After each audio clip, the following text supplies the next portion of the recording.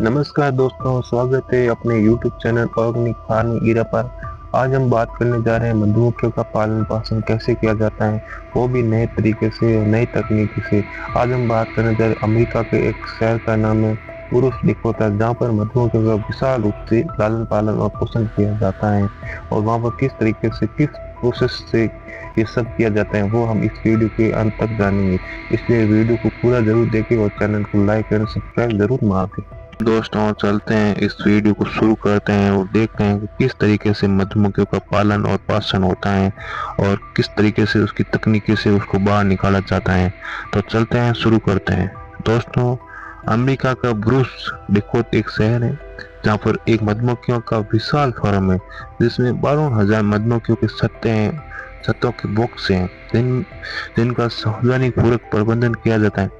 प्रत्येक छत्ते में लगभग 60,000 मधुमक्खियों का पालन पोषण होता है, जो खेत में लगभग 4.5 बिलियन मधुमक्खियों की कुल संख्या होगी।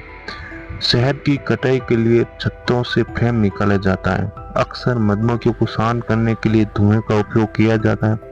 शहद की कटाई के लिए तैयार होता है तब 80% कोशिकाएं ढकी हुई होती हैं, जो कि शहद से भरी होती हैं ताकि इसकी नमी और गुणवत्ता बनी रहे। संयुक्त राज्य अमेरिका में बॉक्स स्टाइल हवाई मधुमक्खियों की को तरीके से निकाला जाता है, जिसमें निचले बॉक्सों में मधुमक्खियों को रखा जाता है, ऊपरी बॉक्स में शहद के फ्रेम होते हैं।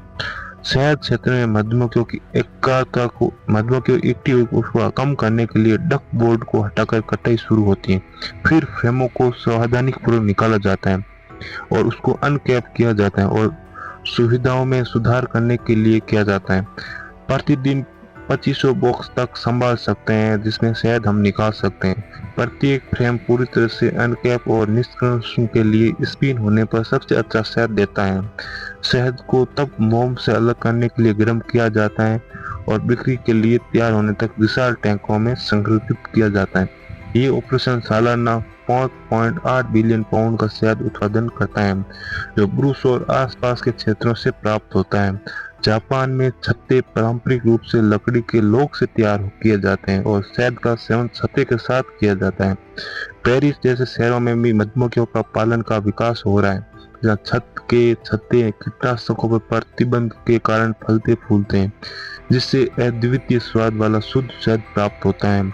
वैश्विक स्तर पर शहद की कटाई कई रूपों रहती है। उदाहरण के लिए नेपाल में गुरंग लोग उच्च चट्टानों से पागल शहद की कटाई करते हैं, जो अपने मत्ती भ्रमण गुणों के लिए जाना जाता है। इस खतरनाक परंपरा में शहद इकट्ठा करने के लिए न्यूनतम उपकरणों के साथ 800 फुट की चट्टानों पर चढ़ना शामिल है। दक्षिण पूर्वी एशिया और अफ्रीका के अन्य क्षेत्रों में पेड़ आधारित कटाई होती है। कुशल कटाई करने वाले शहद इकट्ठा करने के लिए सरल उपकरणों पर संतुलन बनाए रखते हैं और लंबे पेड़ों पर चढ़ते हैं।